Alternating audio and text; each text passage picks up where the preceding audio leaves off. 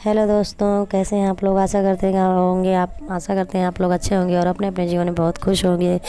हम नहा धो के आ गए हैं किचन में चाय नाश्ता तैयार करने। हमारा पूजा पाठ ख़त्म हो गया है। यहाँ देखिए चना मैंने छोक रखा है, छोटे बच्चों के लिए बिस्किट भी पार्ले रखा है। देख सकते हैं आप लोग यहाँ पे। और यहाँ पर मैंने कुकर और दोनों कुकर दाल और चावल भी चढ़ा दिया है, क्योंकि नाश्ते के बाद सब लोग तुरंत थोड़ी देर में खाना भी खाते हैं, क्योंकि सबको दुकान जाना रहता है, बच्चों को स्कूल जाना है तो थोड़ा बहुत खा कर जाते हैं। उसके बाद टिफ़िन भी पैक करना रहता है। तो यहाँ देखिए इस लोग चना नहीं खाता है, तो उसके लिए मैं सिर्फ चना निकाल रही थी। यहाँ मैं आ गई हूँ सारा काम नीचे का ख़त्म करके, कपड़े धुलने धोकर मैं ऊपर ले आई हूँ वो सुखाने के लिए।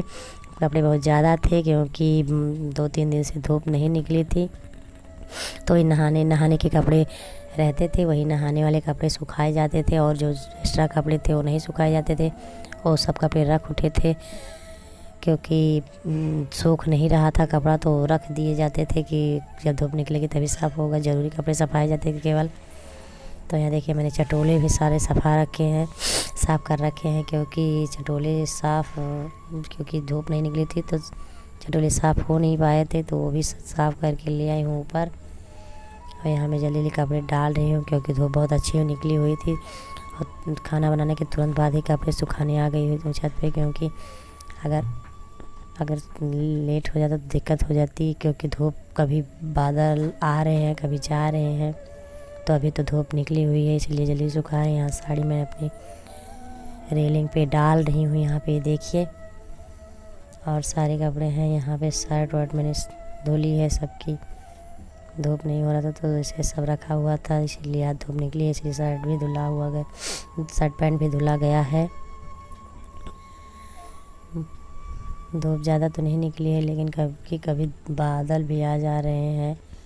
और यहाँ बगल में भी कपड़े नहीं सुखाए गए हैं। यहाँ मेरे साथ ही सुखाने डेली आ जाती हैं, लेकिन आज नहीं आई हैं। आज मैं जल्दी कर रही हूँ सारा काम, और धूप का काम जल्दी कर लेती हूँ तो ज़्यादा दिक्कत नहीं होती है। नहीं तो धूप कब आए कब जाए कौन जाने, कब बादल आ जाए कब बारिश आ जाए, कुछ पता ही नहीं चलता है इस मौसम का।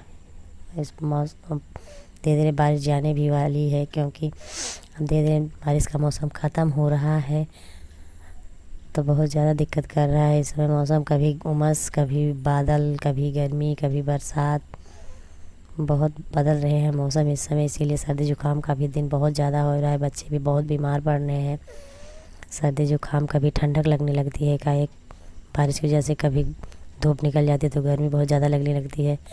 तो इसी वजह से बहुत दिक्कत हो रही है, मौसम से बहुत ज़्यादा लोग बीमार भी हो रहे हैं। मेरे घर में भी सर्दी जुकाम सबको बहुत ज़्यादा हुई है हो गई है सबको बहुत दिक्कत। तो यहाँ देखिए अभी मैं कपड़े थोड़े बचे हैं वही डाल के उसके बाद मैं नीचे जाऊँगी। नीचे का काम बिल्कुल सब पड़ा हुआ है। यहाँ देखिए मैं आ गई बिस्तर सही करने। अब यहाँ बेटी को मैंने नीचे बिठा दिया है, वो छोटी है, वो सोच रही है मुझे ले लें गोदी। मैंने उसको नीचे बिठा रखा है दीवार के बगल में, क्योंकि अगर दीवार के बगल में नहीं बिठाओ तो गिर जाती है। बेड पे बिठाओ तो ज़्यादा दिक्कत नहीं रहती है, क्योंकि बेड पे गिरेगी तो ज़्यादा दिक्कत नहीं होगा, लेकिन नीचे बिठाओ तो डर लगा रहता है। फर्श होने की वजह से चोट ज़्यादा लगती है। ये कंबल है, तो कंबल रात में ठंडा का मौसम ऐसा है कि कभी ठंडक लगती है रात में तो कंबल ओढ़ना पड़ता है, तो यही ओढ़ते हैं ये कंबल।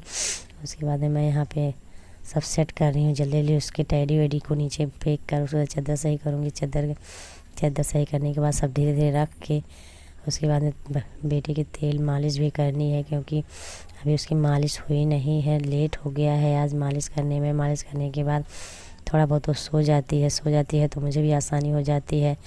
अब उसका 6 मंथ भी पूरा हो गया है, तो थोड़ा बहुत खाने भी लगी है, तो उसके लिए कुछ ना कुछ बनाना भी पड़ता है।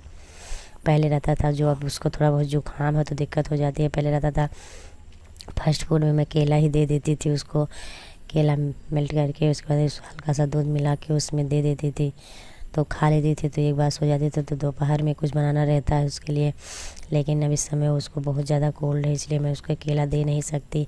उसके लिए कभी खिचड़ी, मूंग की खिचड़ी बनाती हूँ, तो कभी दलिया, कभी कुछ तैयार करना पड़ता है। अभी तो रोटी चावल तो खा नहीं सकती, कुछ अलग ही बनाना पड़ता है उसके लिए।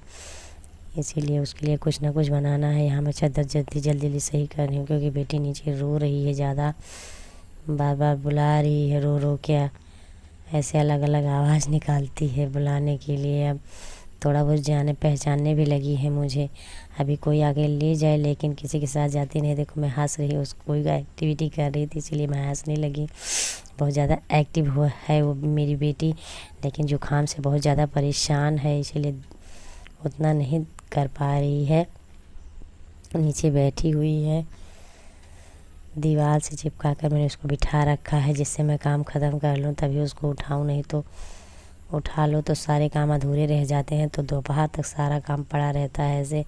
अभी अगर बेड पे सुला दूँगी तो वो सो जाएगी, तो उसके बाद अगर मैं बाहर का काम करने चली गई तो यहाँ का काम अधूरा रह जाता है। यहाँ का काम बाद में करना बहुत मुश्किल लगता है